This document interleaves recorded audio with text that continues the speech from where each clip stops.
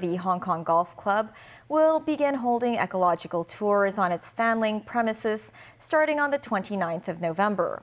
Organizers said participants will be able to see a host of rare plant species as well as observe historical architecture housed within the popular golf course.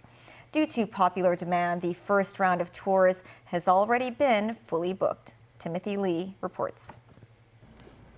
Geoparks often spring to mind when it comes to places home to rich biodiversity, but few would think of finding some of the world's rarest trees inside a golf course. The Hong Kong Golf Club, otherwise known as the Fanling Golf Course, contains some of the world's most endangered tree species, including the Chinese swamp cypress grove.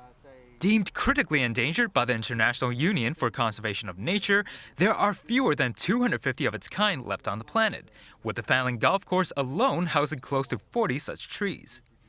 Besides rare greenery, visitors can also find an assortment of wildlife within the course. Here at Fanling, over 45% of the land is covered in trees. Behind me here, we have a 120-year-old camphor tree. And these trees and these woodlands really support a lot of different wildlife species that are native to Hong Kong, including many bats, many owls. Fanling, especially the old course, is a really unique landscape in a Hong Kong context. There's nothing like it anywhere in Hong Kong. It's a lowland area of great ecological significance. Founded in 1889, the Hong Kong Golf Club was built on land where many of the ancestors of the local villagers were entombed. Here, tombs built as far back as during the Ming Dynasty more than 460 years ago can be found around the club's grounds. The club struck a deal with the indigenous inhabitants of the area, allowing the local villagers to play on the course free of charge.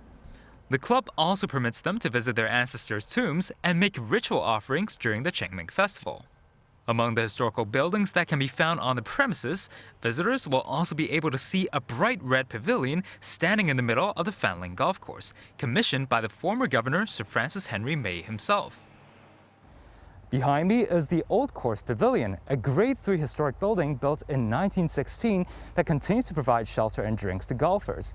Besides being the venue for the Hong Kong Open, the Fanling Golf Course is also home to a rich variety of heritage sites and biodiversity.